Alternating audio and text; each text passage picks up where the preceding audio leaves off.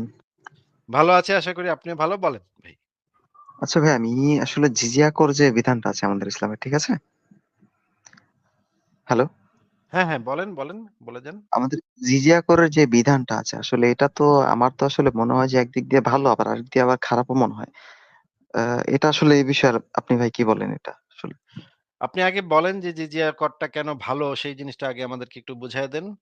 আ মনে করেন এমনভাবে বোঝাবেন যেন আ মনে করেন আপনার উপরে যদি কেউ এখন একই জিজিয়া করটা আরোপ করে, তাহলে মনে করেন আপনি এখন ওই পক্ষে আছেন। মানে হচ্ছে কাফেরদের ইসে আছেন। সেইখানে আপনি থাকেন। এখন আপনার উপরে কেউ জিজিয়া করটা আরোপ করল। মনে করেন আপনি এমন একটা দেশে থাকেন যে দেশে আপনি হচ্ছেন সংখ্যালঘু সম্প্রদায়ের মানুষ এবং যারা সংখ্যাগুরু তারা রাষ্ট্র ক্ষমতায় আছে। তারা তাদের ধর্মের আইন অনুসারে রাষ্ট্র চালাচ্ছে এবং আপনি সংখ্যালঘু। আপনার উপরে যদি সেই জিজিয়াটা আরোপ করা হয়, তখন আপনার কাছে কেমন লাগবে সেটা একটু বলেন। তার আগে একটু বলে নেন যে জিজিয়া কাকে বলে সেই জিনিসটা আপনি জানেন কিনা নাকি না জেনেই কথা বলতেছেন?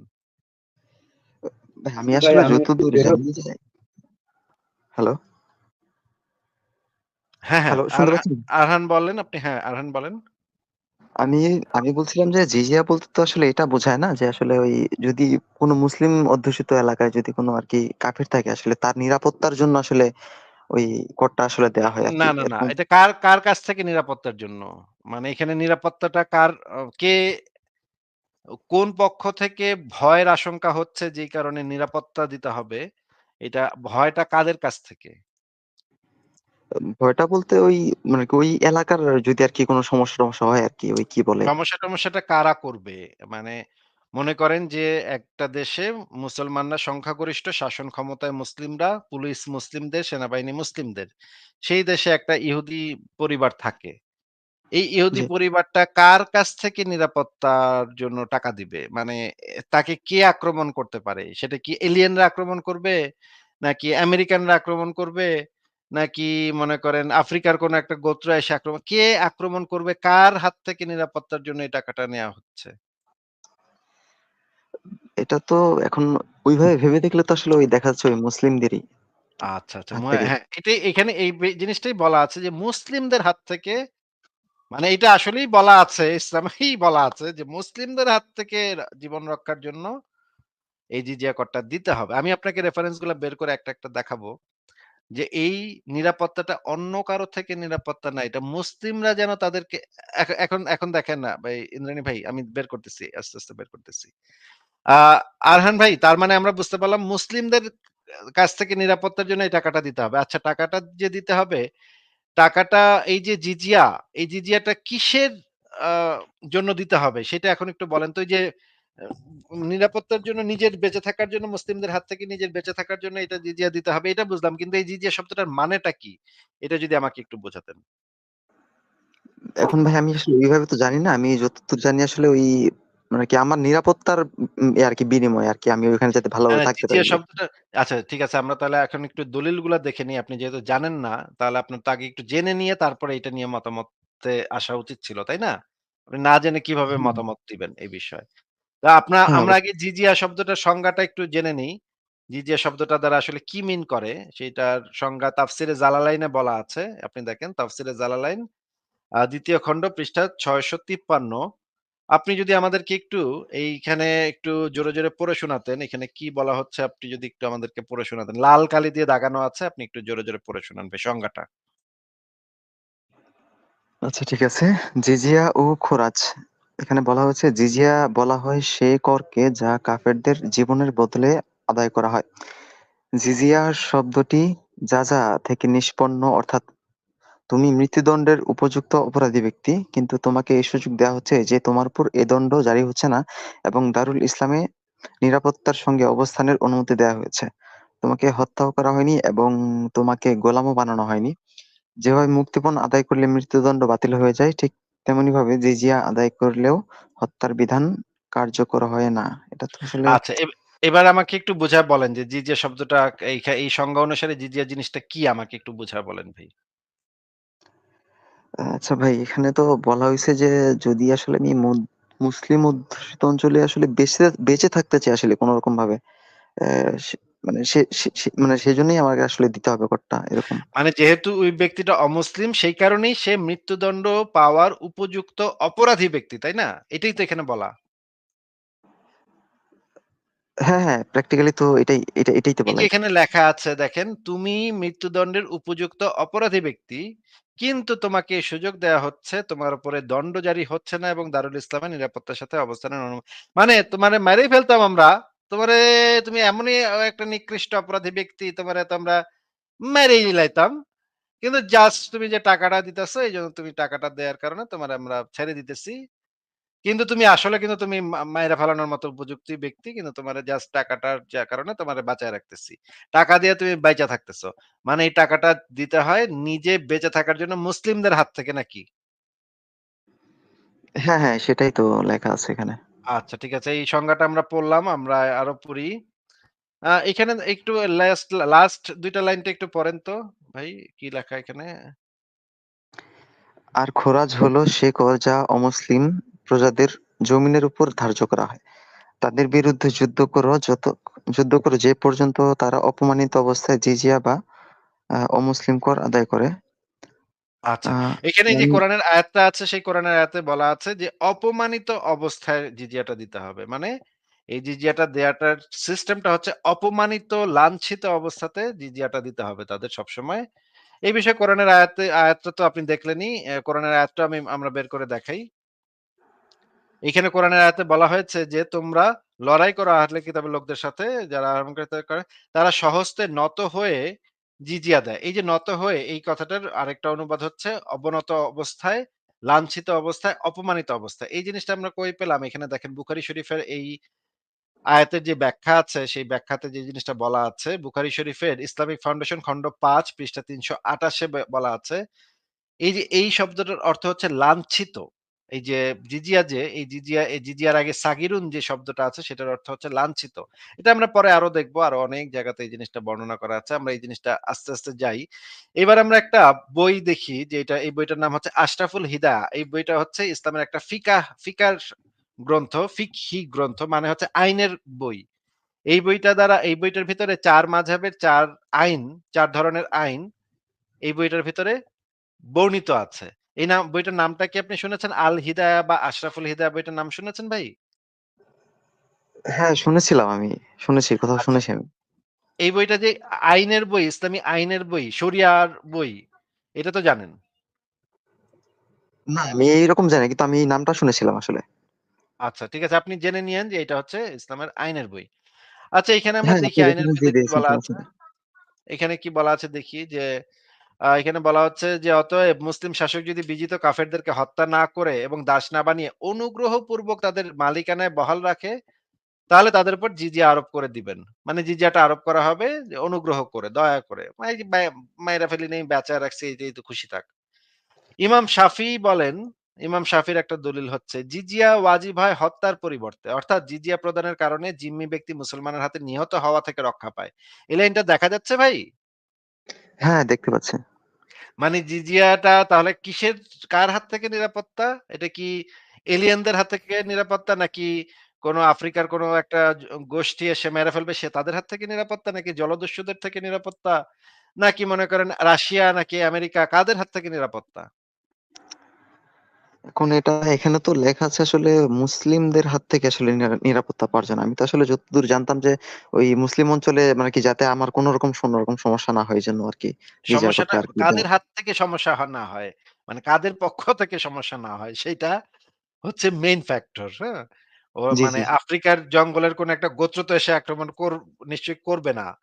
কিন্তু এখানে তো দেখা যাচ্ছে যে জিজিয়া প্রদানের কারণ জিম্মি ব্যক্তি মুসলমানদের হাতে নিহত হওয়া থেকে রক্ষা পায়। মানে মুসলমানরা তাকে আইসা মেরে ফেলবে না। এইটার বদলা হিসেবে এই যে দেখেন এ থেকে বোঝা যায় জিজিয়া হলো হত্যার বদলা স্বরূপ।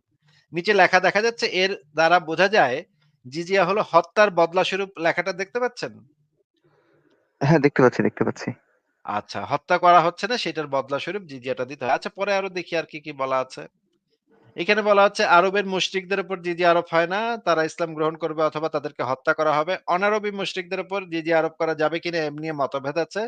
আচ্ছা ঠিক আছে বুঝলাম। আ অনারবি মুশরিকদেরকে গোলাম বানানো সর্বসম্মতক্রমে জায়েজ আছে। তাই তাদের উপর জিজিয়া আরোপ করাও জায়েজ হবে।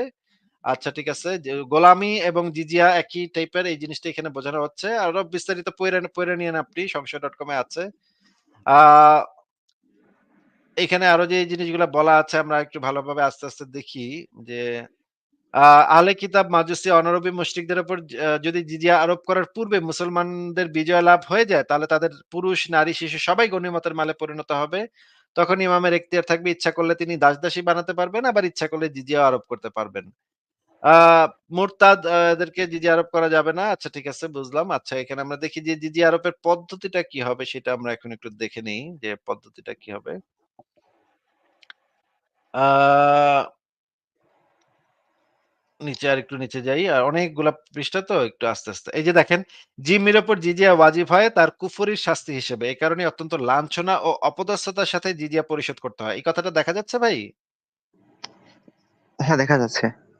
আচ্ছা মানে একজন মানুষ যে মানুষটা জিজিয়া দিবে তার অত্যন্ত লাঞ্ছনা এবং অপদস্থতার সাথে জিজিয়াটা পরিশোধ করতে হবে। আচ্ছা ঠিক আছে দেখি আরো পদ্ধতিটা কি, কি আছে।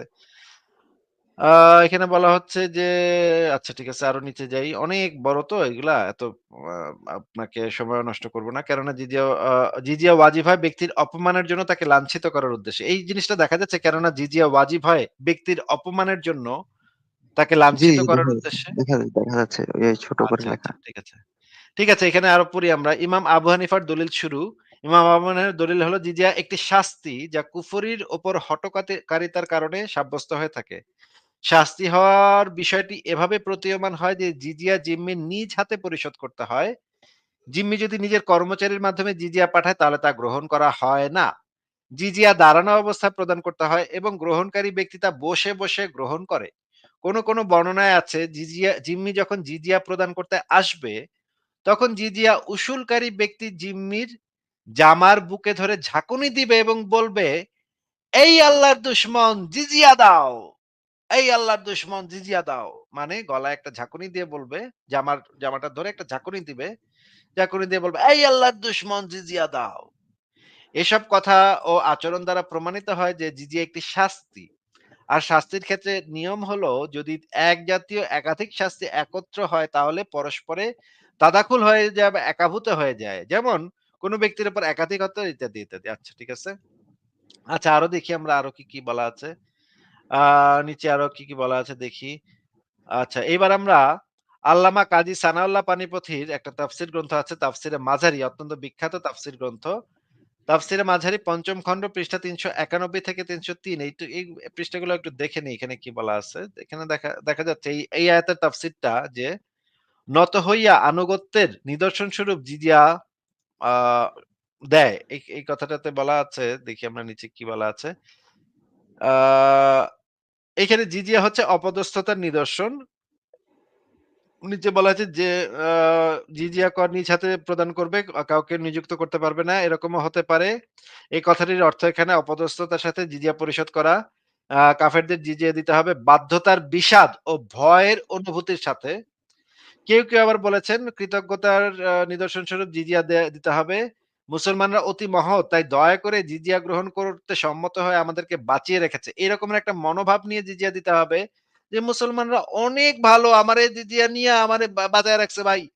জিজিয়া নিয়ে আমারে বাঁচতে দিছে ভাই। এই মহৎ মুসলমানরা কত মহৎ এই ধরনের একটা মনোভাব নিয়ে জিজিয়াটা দিতে হবে।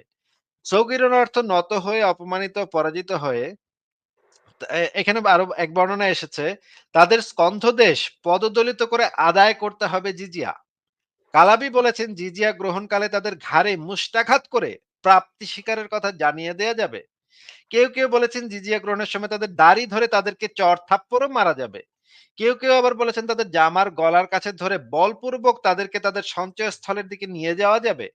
কোন আলেম বলেছেন বিধর্মীদের উপর জিজিয়া কর আরোপ করার অর্থই তাদেরকে অপদস্থ করা। ইমাম শাফিঈ বলেছেন জিম্মিদেরকে ইসলামের বিধানের আওতায় আনার অর্থই হচ্ছে তাদেরকে পরাভূত করা। ভাই চমৎকার সব কথাবার্তা লেখা আছে। আমি তো পড়তে তো খুব ভালো লাগতেছে। কত চমৎকার বিধান ভাই। আমি যদি পড়তে থাকি তাহলে তো শেষ হবে না। তা আমি আপাতত থামলাম। আপনি ভাই একটু বলেন এবার আরহান ভাই আপনার কাছে জিজিয়া জিনিসটা কেমন লাগলো? ভালো লাগলো? এখন আপনার উপরে যদি এই জিজিয়াটা আরোপ করা হয় এবং একই সিস্টেমে যদি আপনার উপর আরোপ করা হয়, আপনার তো খুব ভালো লাগবে, তাই না? কত চমৎকার বিধান ইসলামের নাকি? না ভাই, আসলে ওই নিরপেক্ষ দৃষ্টিতে তো আসলে খুবই খারাপ দেখা যাচ্ছে এই বিষয়টা। ওমা! কেন খারাপ? কি বলেন? এটা ইসলামে আল্লাহ পাক দিয়েছেন বিধান, আপনি কেন খারাপ বলছেন? মানে আমরা না হলে কি মানে আল্লাহ পাকের এই বিধানটা খারাপ আপনি কিভাবে বুঝলেন যে এই বিধানটা খারাপ? বলেন তো একটু। না, কারণ দেখা যাচ্ছে আমার আসলে কেউ যদি আরকি চড় থাপ্পড় মারে, আমার আসলে যেরকম লাগবে আরেকজনের মারলেও তো একই রকম লাগবে। এখন তার আসলে ধর্ম আলাদা দেইখা তার এভাবে পিটাবে, এটা তো ঠিক না। এটা মনে করেন আপনি একটা মানে কাফের। আপনি একটা মুসলিমদের দেশে থাকেন, সেখানে আপনার উপরে জিজিয়া কর আরোপ করা হয়েছে। আপনি আপনার বাচ্চাকে নিয়ে জিজিয়া দিতে গেছেন। আপনার ছেলের সামনে আপনাকে একটা থাপ্পড় মাইরা বলল, "জিজিয়া দে। এই আল্লাহর দুশমন, জিজিয়া বাইর কর, জিজিয়া দে।" এই জিনিসটা করল আপনার ছেলের সামনে। তো আপনার ছেলের সামনে তো এটা খুবই সুন্দর ব্যাপার হবে যে কত সম্মান করছে আপনাকে। আপনার ছেলে তো দেখলো জিনিসটা এবং দেখার পরে ভাবলো যে এই যে কাফেরদের সাথে আসলে এই আচরণ করা হয়। আপনাকে আমি এখন একটা ভিডিও দেখাবো। ভিডিওটাতে একজন ইসলামিক আলেম এই যে এই জিনিসটা ব্যাখ্যা করছে যে জিজিয়া করের ওমরের সময় যে জিজিয়া করটা নেয়া হইতো সেই জিনিসটা যে জিনিসটা কেমন ছিল সেটা উনি ব্যাখ্যা করবেন। আপনি একটু ভিডিওটা দেখেন। আমাদের সাথে ফারাজ ভাই চলে আসেন। ফারাজ ভাই আমি আ আপনি আপনার কি অবস্থা? আপনি একটু কথা বলবেন ফারাজ ভাই? জি ভাই আছি। থ্যাংক ইউ যুক্ত করার জন্য। হ্যাঁ, আমি একটু ভিডিওটা ছাড়ি। ভিডিওটা একটু আমাদের সবারই দেখা দরকার। ভিডিওটা অত্যন্ত জরুরি একটা ভিডিও। আ আমাদের এই ভাইটি ভিডিওটা দেখবেন এবং ভিডিওটা দেখার পর আপনি আরহান ভাই আপনি একটা মতামত দিবেন যে এই ভিডিওটা উনি একজন ইসলামিক আলেম। উনি জিজিয়া কট্টা জিনিসটা কি এবং কিভাবে উমরের সময় এপ্লাই করা হইতো সেই জিনিসটা উনি ব্যাখ্যা করতেছে। শোনেন, হ্যাঁ? শুনে ভাল লাগবে আপনার। Is there a আচ্ছা, ঠিক quality আছে। of faith? If we look to one hadith of Rasulullah sallallahu alaihi wasallam, on the authority of Abu Huraira, Sahih Muslim. So no Sunni Muslim can really argue against Sahih Muslim or Sahih Bukhari. Rasulullah said, don't greet the Jews and the Christians before they greet you. And when you meet any of them on the roads, force them to go on the narrow side of it. And Imam Malik, he said the same thing as well. In fact, Umar ibn Khattab, who Rasulullah sallallahu alaihi wasallam, he said that if there was to be another Nabi after me, it would be Umar ibn Khattab in his own charter, not charter of United Nations, in his charter with the people of Sham, with those Christians of Sham, in his charter was Kafir and Muslim, they're not allowed to wear the same clothes as one another. If the Muslim, he comes out on the day of Eid and he sees Kafir with nice clothes, the Kafir has to take his clothes off and give it to the Muslims. The Kafir, when he walks inside the street, he has to wear a red belt around his neck and he has to have his forehead shaved and he has to wear two shoes which are different from one another. He's not allowed to walk on the pavement. He has to walk in the middle of the road and he has to ride on a mule. And that's only for the adults, not for the children. And you can see how Islam would make the child become a Muslim. The kafir or the child growing up in a state of kufr, he will turn to Islam. Why? Because the child will be walking along with his dad. They say, Dad, yeah, why you got your forehead shaved? I don't know whether these Muslims, they make me do it. Why you got to walk? Why can't you ride the animal? Like the Muslims, they ride the animal like this. Why are you walking with both legs dangling on the side of the donkey? Why is it every time the Muslim comes to you, he asks you for your clothes, you give it? Why is it every time he tells you to get down from the horse, you have to take it? And not only that, he said the kuffar, they can have their churches. They can have their churches, but they're not allowed to ring the bell. And if a Muslim, he's walking by, let's say, for example, a Muslim's been on Edgware Road, for example. He's had some nice shisha, some nice steak, no hubble bubble. We don't deal with anything like that. And he's walking along and he's rubbing his belly and he's like, oh man, I don't want to upset my wife tonight. What he can do, he can go to the church, knock on the door. John, let me in. Okay, no problem. John has to put up Abdul Ghafoor for the night. Abdul Ghafoor with his big belly, having his nice kebab. John has to open up the church and he has to go there and sleep there nice and comfortable and say, all right, John, thank you. And then carry on going early in the morning. Which wife is going to live with John under that type of circumstances? What kind of honoring is this for me to live with John and Abdul Ghafoor comes every Friday night and sleeps in our bed as well? Of course. Because sunnah is to look after the guest, isn't it? I can't make you sleep on my floor if you can't. You're a Muslim, by the way. So what about when Abdul Ghafoor goes to John's house? John, sleep on the floor, and I'll sleep on the bed. What's going to happen? Tracy's going to be on the floor thinking, my husband, he's got a forehead shaved, and this one, look to this one, Khatab, mashallah. Which one's more attractive? We're not gay. I'm just saying.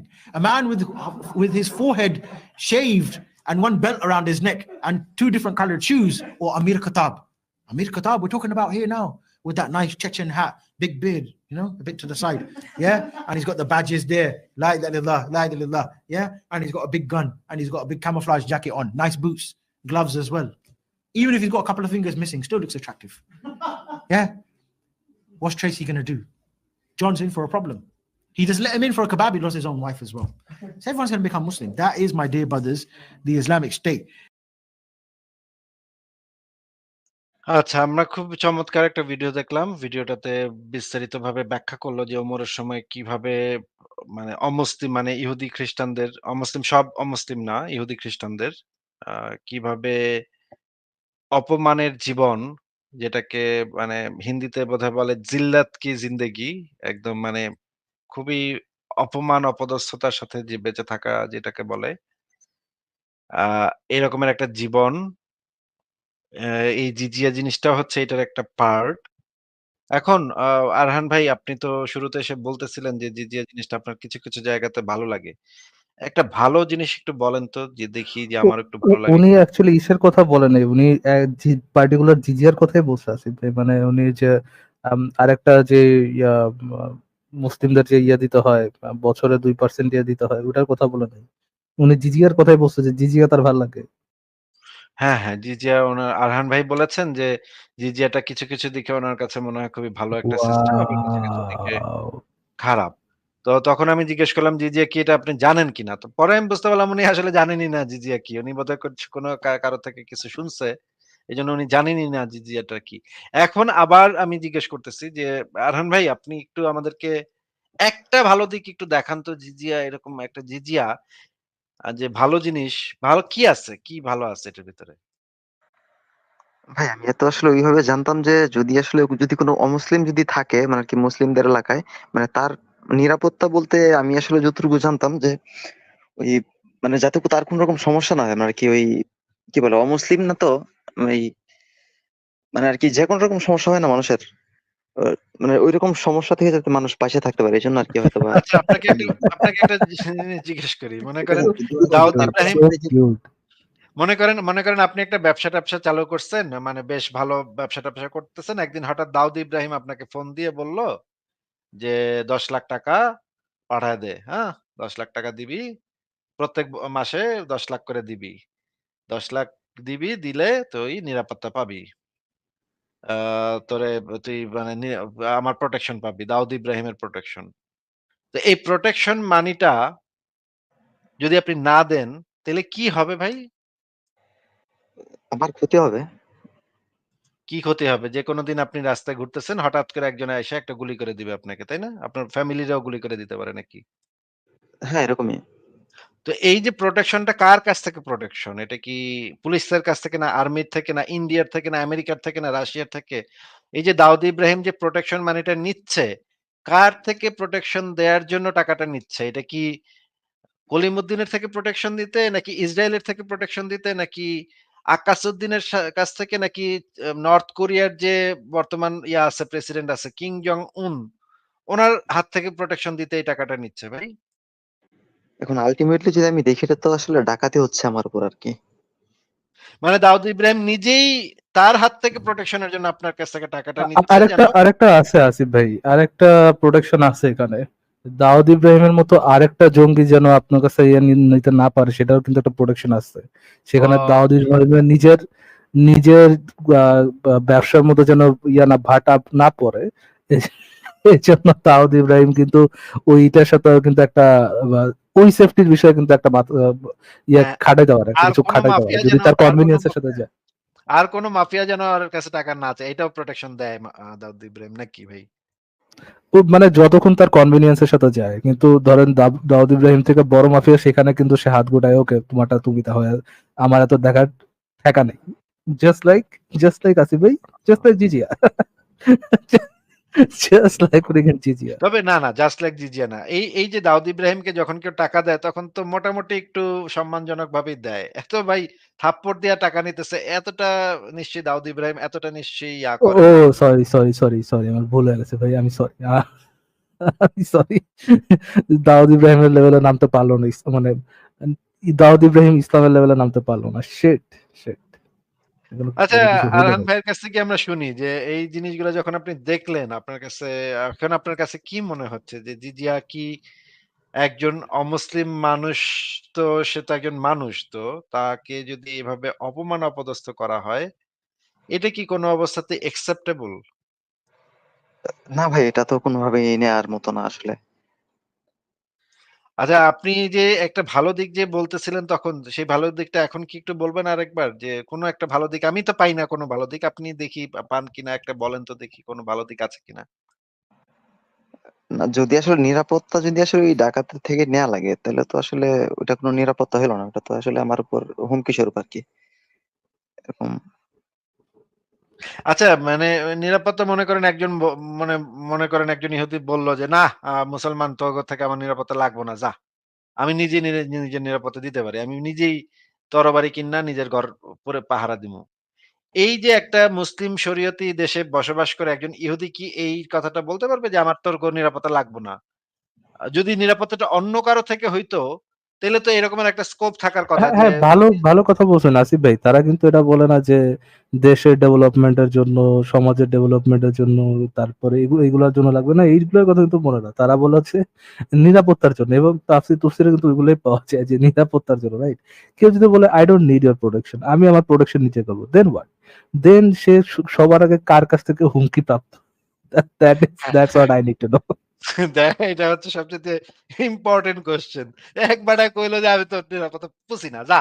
তোকে আমার নিরাপত্তা লাগবে না। যা, তোর নিরাপত্তা আমি নিজেই আমার ঘরে আমি বাংকার-টাংকার বানায় আমি বন্দুক-টন্দুক কিনা, আমি ছুরি-টুরি কিনা আমি নিজেই নিজের ফ্যামিলিরে প্রোটেকশন দিতে পারি। তোগো নিরাপত্তা আমি পুছি না।" এই জিনিসটা কি একজন ইহুদি একটা মুসলিম রাষ্ট্রে, একটা ইসলামী শরিয়া রাষ্ট্রে এইটা বইলা কি সে থাকতে পারবে? বলেন তো হারান ভাই? না ভাই, সেভাবে দেখলে তো সম্ভবই না কোনোভাবেই। কারণ আমাদের আসলে মুসলিম ধর্মে আসলে যেভাবে মানুষজন অ্যাগ্রেসিভ, এটা তো কোনোভাবেই তার সম্ভব মানে না। নিরাপত্তাটা দিলে কার কাছ থেকে পাইতে, মানে পায় সে টাকাটা দিয়ে নিরাপত্তাটা তাহলে কার কাছ থেকে পায় ভাই? এখন তো দেখা যাচ্ছে আসলে ওই মানে কি ওদের থেকেই আসলে। আচ্ছা, এই জিনিস নিয়ে আপনারা কে ভুং-ভাং দিছে বলেন তো? সত্য কথা বলেন তো। নিশ্চয়ই আপনারা কেউ ভুং-ভাং দিছে যে জিজিয়াটা খুব ভালো। আমার মনে হচ্ছে আপনার কথা শুনে আপনাকে কেউ এরকম ভুজুং-বাজুং দিয়া বুঝ দিয়ে দিছে আপনারে। প্রিন্সেসের কাছে গেছিলেন নাকি? প্রিন্সেস নিতে পারলে দিতে হবে মিনার। ওর কাছে গেছিলেন নাকি চিচিয়া নিয়ে আলোচনা করতে? না, না ভাই, এরকম না আসলে। কিউট। ঠিক না আছে, ভাই, ঠিক এটা আছে। তো মানে খুব হার্ড জিনিসটা, মানে ফিগার আউট করা যে আম, আমাকে অন্য কেউ মানে অন্য কেউ নিরাপত্তা আমার কাছে দিতে হবে কেন, মানে অন্যকে প্রোটেকশন মানে আমাকে কেন দিতে হবে? জিজিয়া জিনিসটা আসেই বা কখন? আপনি কি জানেন জিজিয়া জিনিসটা কখন আসে, বা জিজিয়ার আগের প্রসিডিওর গুলো কি, সেগুলো কি জানেন আপনি? আহ, না, আর আরহান না, আরহান ভাইয়া, আপনি কি জানেন জিজিয়া কখন অ্যাপ্লাই করা হয়, এর আগে কোন সিচুয়েশন আসলে জিজিয়া প্রদান করতে হয় আর কি, এটা কি জানেন? আমি যতদূর জানি, যখন আসলে একটা মানে কি জায়গা আসলে মুসলিম অধ্যুষিত হয়ে যায়, ওখানে যদি কোনো অমুসলিম থাকে, মুসলিম তাহলে অধ্যুষিত, মুসলিম অধ্যুষিত কিভাবে হয়, মানে একটা জায়গা মুসলিম অধ্যুষিত হয় কিভাবে? ধরেন মানুষজন আসলে কনভার্ট হয়ে গেল বা এরকম কিছু। এরকম মাস কনভার্সন হয়, ধরেন আপনি একটা জায়গায় যে একদল অন্ধবিশ্বাসী খ্রিস্টানের কাছে আপনি যদি প্রিচ করেন, ওখানে মাস কনভার্সন হয়ে যায়, সাথে সাথে তারা কনভার্ট করে ফেলে। না, এরকম হয় না তো, এরকম না তো। তাহলে কিভাবে হয় এটা? মাস কনভার্সন মুসলিম অধ্যুষিত কিভাবে হয়? আমাদের নবী টবি তো আসলে ওনারা তো যুদ্ধ টুদ্ধ করছে, এরকম ইয়া তো ছিল। দ্যাটস দ্য পয়েন্ট, মানে আক্রমণাত্মক জিহাদ করে অন্য দেশগুলোর উপরে আক্রমণ করে যখন মুসলিমরা ওটাতে দখল করে, জাস্ট লাইক ডাকাত। ডাকাতরা যেমন আক্রমণ করে একটা জায়গা দখল করে, ঠিক তেমনি আপনাদের নবী রাসূল এবং তাদের সাহাবারা আক্রমণ করে একটা জায়গা দখল করতো, রাইট? একটা জায়গা তারা অকুপাই করতো, তাই না? আক্রমণাত্মক জিহাদের মাধ্যমেই তো ইয়েটা আসতো।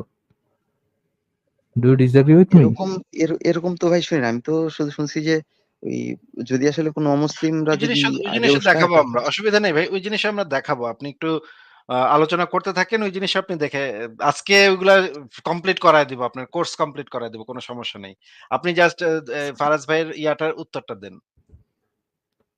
কখনোই। জি তার ভাই। মানে কোন একজন মানে মানে কোন একটা মুসলিম বাহিনী যখন একটা জায়গা দখল করে, দখল করার পর দেন তো এই ইসের বিষয়টা আসে, জিজিয়ার বিষয়টা আসে, রাইট? জি। কোন মুসলিমদের ইয়াটা মানে আক্রমণাত্মক জিহাদের মাধ্যমে যখন একটা এরিয়া দখল করে, just like a bunch of goons, ডাকাত, মরু ডাকাত যারা ওই কাজ করতো, ওইরকম যখন দখল করে, দখল করার পর তাদেরকে কিছু অপশন দেওয়া হয়। ৩ টা অপশন দেওয়া হয়। ইদার তারা কনভার্ট করবে ইসলাম ধর্ম গ্রহণ করার জন্য, কনভার্ট করে ইসলাম ধর্ম গ্রহণ করবে। না হয় তারা যেই ধর্মে আছে সেই ধর্মই পালন করবে। কিন্তু এর পরিবর্তিতে তাদেরকে কি দিতে হবে? জিজিয়া দিতে হবে, রাইট? এখন এই ২ টা অপশন যদি গ্রহণ না করে, আম 3rd অপশন কি তাদের জন্য? থার্ড অপশন বলতে তাদেরকে কি বলে ওটা? ওই তাদের উপর আক্রমণ আল্লাহু করা হবে? আকবার করা, আল্লাহু আকবার করা হবে তাদেরকে, রাইট? তো ২ টা অপশনের মধ্যে মুসলিম হইল না, জিজিয়া দিল না, তাহলে সবচেয়ে বড় ইয়েটা কার? সবচেয়ে বড় তারা আম আতঙ্কের মধ্যে তাদের জন্য সবচেয়ে বড় আতঙ্কটা কে? সবচেয়ে বড় থ্রেটটা কে? মুসলিমরা থ্রেট তাদের জন্য। আ দ্যাটস ফ্যাসিনেটিং, দ্যাটস ফ্যাসিনেটিং।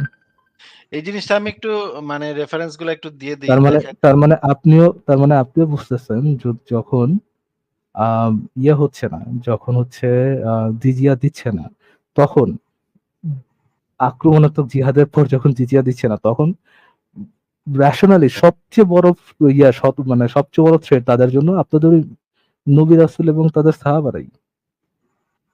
আপনাদের ডাকাত বাহিনী, আপনাদের আল্লাহর কাছ থেকে ওহীপ্রাপ্ত ডাকাত বাহিনীরা। ফারাজ ভাই এই ফ্যাসিনেটিং না কথাগুলো ভাই যে আমরা জিনিসটা? বলতেছি কিভাবে বলতে পারেন আসলে? তারা তো আসলে ধর্ম করে না। না, না কি করে এটাই না? আমরা দলিলগুলো একটু দেখে নিই। ফারাজ ভাই দলিলগুলা সামনে শিওর, রাখলে শিওর, শিওর, শিওর। আরো ভালোভাবে আলোচনাগুলো করা যাবে। তো আমরা একটু দেখি যে নবী মোহাম্মদ একটা চিঠি লিখছে একজন শাসকের কাছে। আ শাসকের কাছে যে চিঠিটা লিখছে সেই চিঠিটার ভাষাটা আমরা একটু পড়ি ভালো করে এবং দেখি যে এই ওমানের সম্রাটের সাথে কিন্তু মোহাম্মদের কোনো গ্যাঞ্জাম ছিল না। ওমানের সম্রাট কিন্তু কোনদিন এসে মোহাম্মদের একটা লাথি মারে নাই। যে যা বেটা মোহাম্মদ বলে একটা লাথিও মারে নাই। হ্যাঁ? তো এই যে চিঠিটা লিখলো মোহাম্মদ তার কাছে চিঠিটা লিখলো। আরহান স্বাধীন ভাই আপনি কি আমাদেরকে একটু কষ্ট করে চিঠিটা পড়ে শোনাবেন? আমরা একটু চিঠিটা পড়ি। এটা আমি আপনাকে বলে দিচ্ছি সিরাতুল রাসূলুল্লাহ সাল্লাল্লাহু আলাইহি ওয়াসাল্লাম গ্রন্থ আ মানে এইটার ৩ নাম্বার পার্ট নবীদের কাহিনী আ বইয়ের ৩ নাম্বার পার্ট ৭৮ নম্বর পৃষ্ঠা। একটু যদি আমাদেরকে চিঠিটা একটু পড়ে শোনাইতেন আরহান ভাই আপনি। আচ্ছা, ওমানের সম্রাটের নিকটে পত্র। আল্লাহ রাসূল সাল্লাল্লাহু আলাইহি ওয়াসাল্লাম পত্র লেখেন, আ আমি আপনাদের দুজনকে ইসলামের দিকে আহ্বান জানাচ্ছি। আপনারা ইসলাম কবুল করুন, নিরাপদ থাকুন। অতঃপর যদি আপনারা ইসলাম কবুল করেন তবে আপনাদেরকে আমি আ গভর্নর নিযুক্ত করে দেব। আর যদি কবুলে অস্বীকার করেন তাহলে আপনাদের রাজত্ব শেষ হয়ে যাবে। আমার ঘোড়া আপনাদের এলাকায় প্রবেশ করবে ও আমার নবুয়ত আপনাদের রাজ্যে বিজয়ী হবে। ওয়াও! চমৎকার কথা। আ ভাই আ এই যে আমি আমি শেষ একবার পড়ি, আসিফ ভাই, আমি একবার পড়ি। আমি বুঝি নাই কি হচ্ছে এখানে? আ আমি আপনাদের দুজনকে ইসলামের আহ্বান জানাচ্ছি। আপনারা ইসলাম কবুল করুন, নিরাপদ থাকুন। অতঃপর যদি আপনারা ইসলাম কবুল করেন, তবে তবে আপনাদেরকেই আমি গভর্নর নিযুক্ত করে দিব। মানে ও আচ্ছা। ওকে, দ্যাটস নট আ ওদের থ্রেট এট রাজ্যে অল। ওদের ওদেরকেই ওদের গভর্নর নিযুক্ত করে দিবে। ওদের মানে অলরেডি রাজাদের রাজা নিযুক্ত করে দিবে। কত মানবতা, কত মহান একটা কাজ। ওকে, একটু আগেই দেখি। আর যদি ইসলাম কবুলে অস্বীকার করেন তাহলে আপনাদের রাজত্ব শেষ হয়ে যাবে। Not a threat at all. কোনো কিনা। আমার ঘোড়া আপনাদের এলাকায় প্রবেশ করবে। ও ও আমার নবুয়ত আপনাদের মধ্যে বিজয়ী হবে। আ এটা তো মোহাম্মদ সেন্ড করছে নাকি আসিফ ভাই? একদম মোহাম্মদের সিল ছাপ্পর লাগানো চিঠি। হ্যাঁ, একদম মোহাম্মদের এবং এই বই যে ও লিখছে সে হচ্ছে সহি আকীদার সালাফি সবচাইতে বড় সালাফি স্কলারদের মধ্যে বাংলাদেশের সবচাইতে বড় সালাফি স্কলারদের মধ্যে একজন। এই এই বইয়ের লেখক। টোটালি নট এ ডাকাত আসিফ ভাই, টোটালি নট এ ডাকাত, ট্রাস্ট মি ভাই। এ ডাকাতের সাথে এটার কোনো সম্পর্কই নেই। এটা ভাইয়া ছোটবেলায় শুনছিলাম যে কিছু কিছু জায়গায় অ্যাপারেন্টলি ডাকাতরা আসার আগে চিঠি দিয়ে আসতো আর কি। তো এখানে দেখি একদম পুরো একটা what you mean to say, তারা নবীর সুন্নত পালন করতো? হ্যাঁ হ্যাঁ এক্স্যাক্টলি।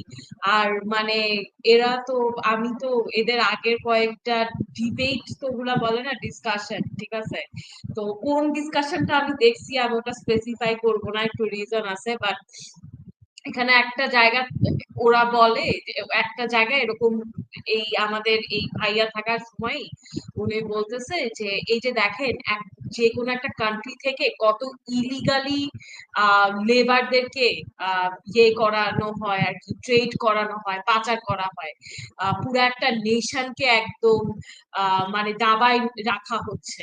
তো এখানে how is this any different? এখানেও তো পুরো একটা নেশনকে বা পুরো একটা কমিউনিটিকে একদম থ্রেট দেয়া হচ্ছে। তো আমাদের এখানে আগে একজন মুমিনকে আমরা এই চিঠিটা পড়াইছিলাম। তিনি আমাদেরকে এটার ব্যাখ্যাটা এইভাবে দিছিল যে, এইখানে নাকি মোহাম্মদ লাস্টের লাইনে নাকি বলছে যে, তারা যদি ইসলাম কবুল না করে তাইলে মোহাম্মদ তার একটা ঘোড়া তাদেরকে গিফট দিবে আরকি। ওইটা এখানে বলছে চিঠিতে যে, "তোরা যদি ইসলাম কবুল না করস, তাইলে আমার ঘোড়াটা তোদেরকে পাঠায় দিমু। তোরা ঘোড়া নিয়ে সুখে থাক।" এরকমের একটা ব্যাখ্যা মানে দেওয়ার মানে চেষ্টা করছে। তাদের মানে রাজত্ব শেষ করে দিয়ে, আর যদি ইসলাম কবুল অস্বীকার করেন তাহলে আপনাদের রাজত্ব শেষ হয়ে যাবে, তারপর আমি আপনাকে 2টা ঘোড়া গিফট করব। ঘোড়া গিফট করবে। So, মোহাম্মদ এই চিঠিতে আসলে ঘোড়া গিফট করার জন্য অ্যাপ্রোচ করছে। এটা কিন্তু কোন আক্রমণাত্মক জিহাদ না, কোন ডাকাতিও না, কোন কিছুই না।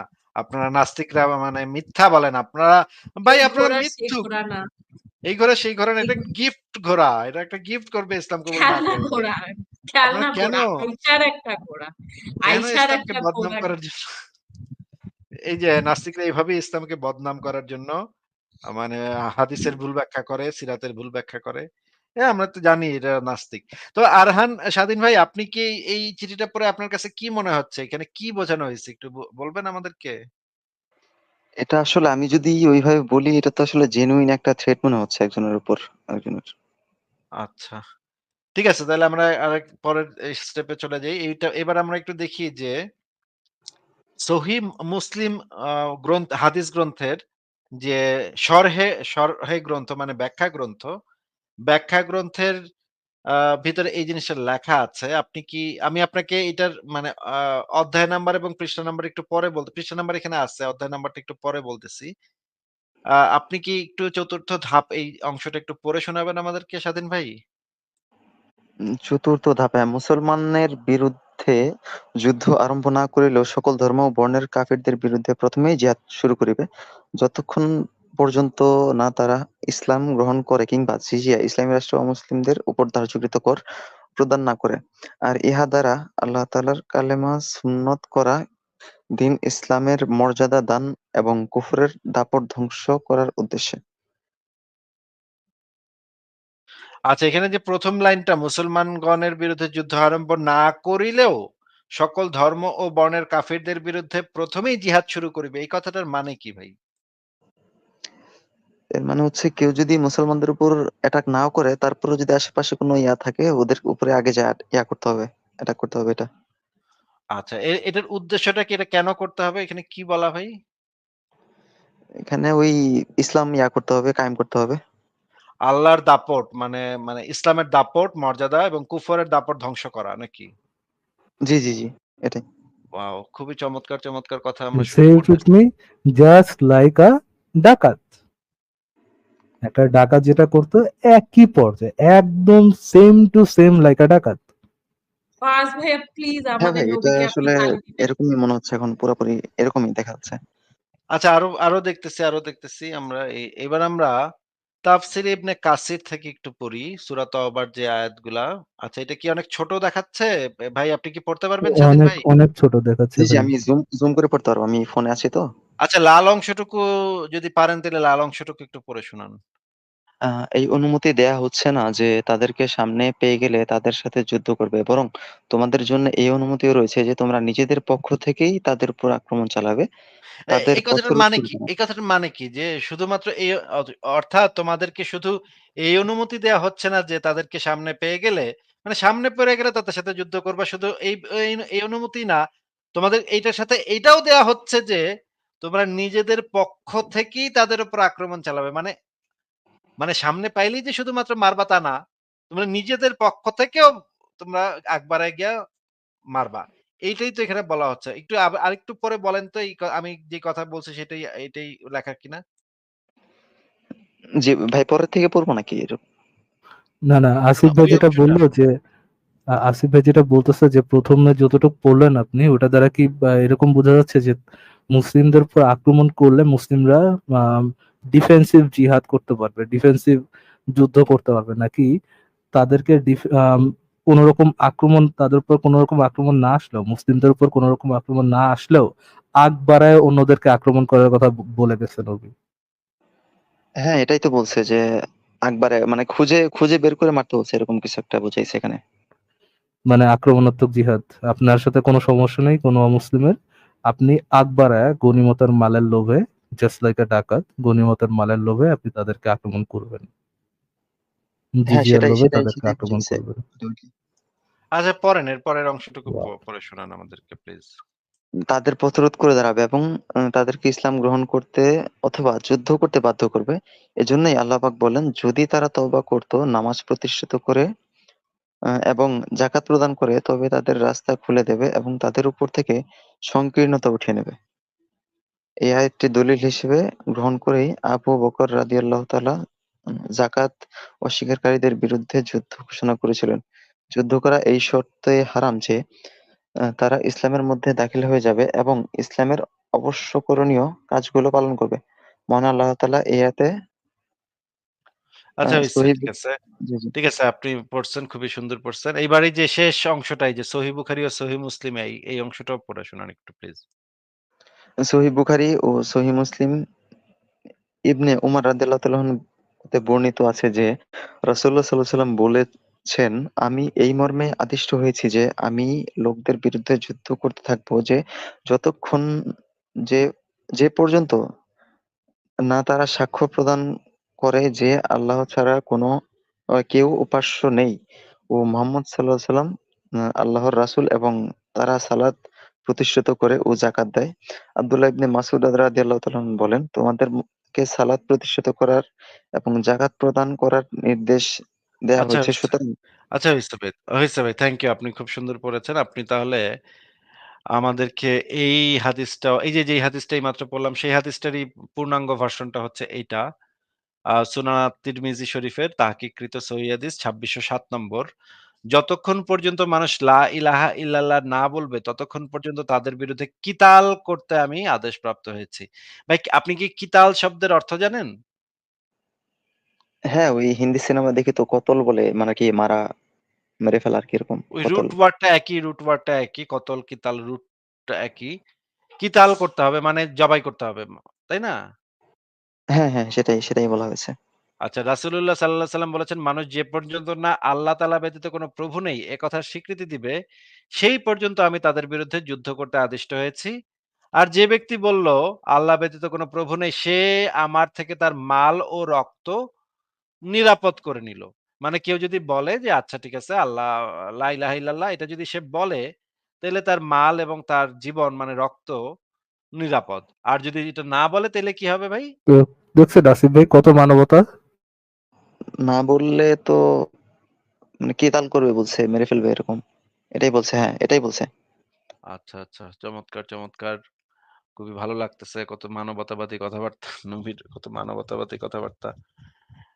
এখন কিন্তু এই ভাইয়া রকমের হ্যাঁ, বলেন। কিন্তু ভাইয়া সবসময় বলে না যে দা হোল কনসেপ্ট অফ গুলমতের মাল এটা করা হচ্ছে মানবতা দেখানো হচ্ছে। যুদ্ধের পরে যে ছেলেরা মারা যাচ্ছে তাদের মা বোন মেয়ে বাচ্চা তাদের টেক কেয়ার করছে, তাদেরকে যে খাবার দিচ্ছে সেগুলা তো ইয়ে তো নিজে থেকে ডাকাতি করে বিধবা বানায়, খাবার দেয়া মানে এটা একটু কেমন না ভাইয়া? এটা তো মানবতাই তো স্যার হচ্ছে, তাই না? কারণ আমরা তো 100% জানি আসিফ ভাই যে তারা নিজেদের বাপের বাসায়, নিজেদের স্বামীর বাসায় অত্যাচারিত হচ্ছিল, এই জন্য না মুসলিমরা তাদেরকে রেস্কিউ করার জন্য। এক্স্যাক্টলি ভাই। তারা চিঠি লিখতো নবীকে, "হে নবী, আমার স্বামী আমার বাবা, স্বামী, ভাই অনেক অত্যাচার করছে। তোমরা আসো। এসে আমার বাবা, আমরা স্বামী, ভাইকে মেরে।" যৌন সুখও পাচ্ছি না। হ্যাঁ, যেমন করে ওই যে সাফিয়ার ব্যাপারেও মেবি বলে না যে সাফিয়া আগে থেকেই মোহাম্মদকে খুব ভালোবাসতো। তারে আমি চোখে দেখিনি, অনেক গল্প শুনেছি। গল্প শুনে তারে আমি এই গানটা গাইতো সাফিয়া বসে, বসে বুঝছেন? নবী সম্পর্কে। সেটাই। ভাই, নবীর চরিত্রকে ভালো করার জন্য যেভাবে সাফিয়াকে বাসের নিচে ফেলায় তারা, মানে সাফিয়াকে পুরো, সরি ফর মাই ওয়ার্ড, সাফিয়াকে পুরো একটা লেজিট মানে হর বানায় ছাড়ে তারা, স্ক্যাঙ্ক বানায় ছাড়ে। এক্স্যাক্টলি। And সে হচ্ছে তাদের মা। চিন্তা চিন্তা করেন, নবীকে সেভ করতে যে তাদের ধর্মের মা বা তাদের ওই যে বিশ্বাসের মা তাদেরকে স্ক্যাঙ্ক বানায় ছাড়ে, হর বানায় ছাড়ে একদম। আচ্ছা, আমরা একটু আরহান স্বাধীন ভাইয়ের কাছ থেকে জানতে চাই যে আপনার কাছে কেমন মনে হলো যে এই যে ইসলামের এই আক্রমণাত্মক জিহাদ, তারপর আক্রমণাত্মক জিহাদের পরে তো জিজিয়া করটা নিয়ে তো আমরা আগেই আলাপ করলাম। যে আক্রমণাত্মক জিহাদের মাধ্যমে কোন একটা মানে দেশে আক্রমণ করে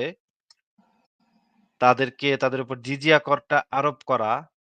আর যদি তাদেরকে মেরে ফেলা হয় তাইলে তো তাদের মা-বেটিকে তো গনিমতের মাল বানানোর এই সিস্টেমও আছে। এটা তো আরো ডিসগাস্টিং ভাই। এগুলা নিয়ে আলাপ করতে গেলে তো বমি-টমি বাইর হয়ে যাবে। আমি তো বমি-টমি করে ফেলবো। এগুলা নিয়ে আলোচনা করতে গেলে আমার মানে খুব মানে খুবই লাগে, খুবই ডিসগাস্টিং লাগে যে যেভাবে মেয়েদেরকে গনিমতের মাল হিসেবে ভোগ করার কথাবার্তা বলা আছে, এগুলা ভাই এত ডিসগাস্টিং। এখন আপনি বলেন যে আপনি কি বুঝলেন আমাদের সাথে আলোচনা করে? এবং আপনি যেই জিনিসটা বলতে আসছিলেন সেটা কি আপনাকে আমরা বলতে দিছি নাকি আপনাকে আটকায় দিচ্ছি সেটা একটু বলেন। না ভাই, আমি তো আমার কথা ওইভাবে বলছি, কিন্তু আসলে ওইভাবে মেবি আমি আপনাদেরকে বুঝাইতে পারিনি। আর বোঝাবোটা কিভাবে? কারণ যে সমস্ত কথা আসলে এখানে দেয়া আছে মানে কি, তার সামনে তো আমারগুলা টিকেও না এরকম। যাক ভাইয়া, থ্যাংক ইউ। আপনি যে এটা, আমি জানি না আপনি প্রথমে এসে কি দাবি করছিলেন, বাট আপনি যে এটা একসেপ্ট করতেছেন এটাই কিন্তু ইট tax a lot to accept that. মানে কারণ আমি এরকম দেখছি যে অনেক জায়গায় এরকম লেখা যে কেন আপনি ট্যাক্স দেন না, ট্যাক্স আর জেজিয়ার মধ্যে তো কোনো পার্থক্য নাই। এরপরে আমি দেখলাম যে একটা পার্সন যদি ট্যাক্স এভেড করে, তাকে, বা একটা পার্সন যদি ট্যাক্স দেয় নাই, হ্যাঁ, বা দেওয়ার সময়টা তাকে যে ধরনের ট্রিটমেন্ট করা হয় বা আম, না দিলে তার যে পানিশমেন্ট, বা ট্যাক্সটা দেয়ও তো মানুষ সো দ্যাট হসপিটালস রোডস এগুলা বিল্ড হয়। তাও যে আপনি, আমি জানি না আপনি এসে কি বলছেন, বাট তাও যে আপনি এই ধরনের কথা বলেন নাই বা লাস্টে এসেও সবকিছু বুঝছেন, এটাই I feel like is a lot. হ্যাঁ, ঠিক আছে তাহলে আরহান স্বাধীন ভাই আপনি কি আর কিছু বলবেন বা আর কোনো পয়েন্ট আছে আপনার? আপনি যদি এই জিনিসগুলা সম্পর্কে আরো বিস্তারিত জানতে চান তাহলে সংশয়.com এর লেখা আছে। বিশেষ করে ইসলামে অমানবিক দাসপ্রথা এই লেখাটা যদি আপনি পুরাটা পড়তে পারেন তাহলে একটু পড়ে নিয়েন। কারণ এই সব রেফারেন্স ওই লেখাটার ভেতরে আছে সবকিছু। আচ্ছা, মানে এই সমস্ত কথা যেগুলা আপনি যেগুলো দেখালেন হাদিস, এগুলো তো অবশ্যই রেফারেন্স সহ দেখাচ্ছেন। এগুলা যদি বলে থাকে মানে তার মানে আসলে এর ভিত্তিটা কি, বেসটা কি এদের? মানে আমি তো বুঝতেছি না ভাই, আমার তো আহ, মানে কেমন যেন লাগতেছে আসলে এটা নিয়ে। এটা মোহাম্মদ নিজেই বলে গেছে। আ তর মানে অ তরবারির ছায়াতলে জান্নাত। এই কথাটা নবী নিজেই বলে গেছে। এখন আপনি এখান থেকে বুঝে নেন যে ইসলামের ভিত্তিটা কি? এবং আহ ইসলাম এটা কি বলছিল, তার রিজিকের সোর্স হচ্ছে কি, আহ, বল্লা নাকি জানি, বল্লম নাকি জানি আসিফ বর্ষার ভাই? বর্ষার বর্ষা। ছায়াতলে আমার জীবিকা রাখা হয়েছে বর্ষার ছায়াতলে। আ মানে হচ্ছে যুদ্ধের মাধ্যমে সে তার জীবিকা নির্বাহ করত আরকি নবী মোহাম্মদ। হ্যাঁ? ঠিক আছে আরহান স্বাধীন ভাই আপনাকে তাহলে আজকে বিদায় জানাই আমরা। হ্যালো, হ্যাঁ, আর কি কিছু বলবেন? আমি বলছিলাম যে আসলে এরকম মানে আর কি, আমি তো জানি উনি আসলে অনেক ভালো মানুষ ছিলেন। এরকম আপনি যা যা দেখালেন এগুলো তো আসলে মানে কি ভালোই লাগছে না, আর কেমন ভালো যেন আর কি। মানুষের তার ভালো মানুষের বর্ণনা যদি এখন দেয়া শুরু করি ভাই তাহলে তো লাইভ শেষ হবে না ভাই। এখন যদি আমি শুরু করি তার ভালো মানুষের বর্ণনা দিতে একটা, একটা করে দেই। আপনি কি সহ্য করতে পারবেন? দ্যাটস দ্য থিং, একদিনে? ইয়া ভাই। আরফান ভাই, আমরা শুনছি ছোটবেলা থেকে এবং ক্লাসেও অনেক জিনিস পড়ছি, কিন্তু যেগুলোর অথেন্টিসিটি কিন্তু আসলে নাই। যেমন এই যে ইহুদির কাটা দেওয়ার বিষয়টা, ইহুদি বুড়ি কাটা দিত নবী মোহাম্মদ যাওয়া আসার সময়। পরে ইহুদি অসুস্থ হয়ে গেছিল, ওই বুড়ির বাসায় নবী মোহাম্মদ নিজে যেত, তাকে টেক কেয়ার করতো। এইগুলা বাঞ্চ অফ বুলশিট, এটার কোনো অথেন্টিসিটি নেই। যেগুলোর অথেন্টিসিটি আছে অ্যাকচুয়ালি নবীর যে ক্যারেক্টার, এটা পড়লে অ্যাকচুয়ালি জানা যায় যে এর আসল ক্যারেক্টারটা ছিল কি। হ্যাঁ, আপনি যেগুলো দেখালেন এগুলো তো আসলে এগুলো দেখার পরে আমার আসলে ভাল লাগতেছে না যে আসলে কি পড়ছি এতদিন এগুলা কিরকম। হ্যাঁ, I I know the feelings. এটা হচ্ছে একটা বিট্রিয়ালের মতো ফিলিং, যে এতদিন ধরে আমাদেরকে বিট্রে করা হয়েছে। ভালো মানুষের নামে এরকম একটা খবিশ খবিশ চরিত্রকে আমাদের কাছে হিরো বানানো হয়েছে। হ্যাঁ, আমি তাহলে যখন এক আসছিলাম জিনিস তো ভাবছিলাম কিছু এক একটা আপনাদেরকে উল্টাই দিব, এরকম কিছু একটা ভাবছিলাম যে এখন তো কি একটা অবস্থা ভাই, থাকুক। হ্যাঁ, একদিনে সবকিছু বলা আপনাকেও ঠিক হবে না। কারণ আমরাও মানে আমিও ব্যক্তিগতভাবে আমি নিজেও কিন্তু বিরাট খাইছি আরকি, হ্যাঁ? আমিও ছোটবেলা থেকে জানতাম যে শকিং ভাই, শকিং, খুব খুব নবী কত শকিং একটা বিষয়। মানবতাবাদী। হ্যাঁ, বাপ-মায়ের মুখে থেকে যা সারা জীবন ছোটকাল থেকে শুইনা আসতেছি কত মানবতাবাদী নবী। অসাম্প্রদায়িক মানবতার সেবায় তার জীবন উৎসর্গ। এগুলো শুইনা, শুইনা বড় হইছি। পরে গিয়া ভাবলাম যে একটু পড়ে-টরে দেখি। দেখি যে আরে ভাই রে ভাই! কি যে ডিসগাস্টিং সব জিনিসপত্র। এত মানে ভয়ংকর, ভয়ংকর জিনিস। এগুলো আপনাকে যদি এখনই সব দেখায় দেই তাইলে হয়তো আপনার একটু মানে হয়ে যাবে, ভাই, ওভারলোড হয়ে যাবে। সবচেয়ে বড় ডিসগাস্টিং বিষয় হচ্ছে সে যখন কুকুর মারার ম্যারাথনটা শুরু করলো জাস্ট বিকজ তার বাসার নিচে কুকুর পাওয়া গেছিল। ভাই, কুকুর হজম করাই টাফ। মানে কুকুর কুকুর কুকুর মেরে ফেলা কি? কুকুর মার কুকুর মারার ম্যারাথন চালাইছে আপনার নবী। কুকুর মারার ম্যারাথন, যেখানে যেখানে কুকুর পাইছে সেখানে মারছে। হ্যাঁ, আমরা তো আমার জানি কাছে যে ইসলাম মানে আর কি আমার কাছে প্রাণীদের সেবা করা তো একটা কি বলে এটা তো ওগুলা দেখাবো এটার মধ্যে আপনাকে আস্তে, আস্তে ইয়াই, আসেন। আমাদের লাইভে আরো মাঝে, মাঝে আসেন। আমরা আস্তে, আস্তে দেখাবো। হ্যাঁ? একদিনে সব আমি ভাই আপনাকে ভবিষ্যৎবাণী বলে দিই, আরফান সাহেব। আপনি যদি, আপনার যদি ফেসবুক আইডি এই নামে থাকে, হ্যাঁ, দেন একটা জিনিস হবে, আপনাকে ট্র্যাক ডাউন করা হবে আজকে, এবং প্রচুর মেসেজ যাবে আপনার ইসের মধ্যে যে কেন আপনার মুসলিম হয়ে নাস্তিকদের লাইভে যাওয়া উচিত না, কেন আসিফ মহিউদ্দিন খারাপ, কেন ফারাজ অর্ণব খারাপ, কেন টিটিএম খারাপ, তাদের চরিত্র কত খারাপ। কিন্তু এই জিনিসটা দেখানো হবে না যে আপনাকে যেই রেফারেন্সেস গুলো দেখা হয়েছে ওই রেফারেন্সেস গুলো অথেন্টিক কি অথেন্টিক না, এটা নিয়ে কোনো ইয়ে করা হবে না। এবং আপনাকে বেগ করা হবে, আপনাকে প্লিড করা হবে যে আপনি মুসলিম হইলে জীবনও কখনো আসিফ মহিউদ্দিনের লাইভে যান না। এরকম অনেক ধরনের ইমোশনাল ব্ল্যাকমেল থেকে শুরু করে আপনাকে থ্রেটও করা হবে। যদি আপনাকে ইমোশনাল ব্ল্যাকমেল করে তারা কনভিন্স করতে না পারে, আপনাকে লেজিট থ্রেট করবে যে আপনি যদি এরপর এসে যান, we have your Facebook ID, বা we have your some kind of identity. Yeah, brace yourself for that. এরকম জিনিসটাও আপনার সাথে হবে।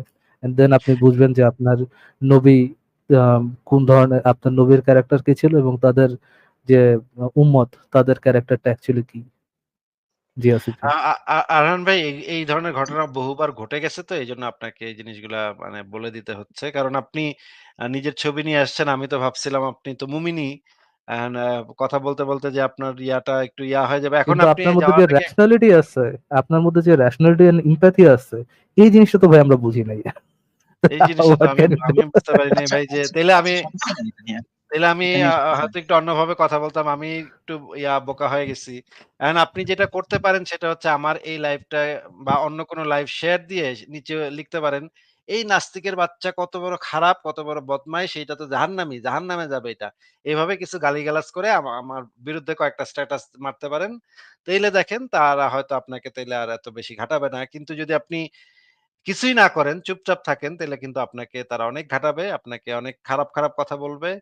এমনকি আমার সম্পর্কে অনেক খারাপ, খারাপ জিনিস আপনাকে বলবে যে, "আরে তুই জানোস না আসিফ মহিউদ্দিন তো নিজের মার সাথে, নিজের বোনের সাথে, নিজের চাচীর সাথে, নিজের অমুকের সাথে, তমুকের সাথে সবার সাথে করতে খার, খার, খার, খার করে করতে থাকে।" এগুলা আপনাকে বলবে।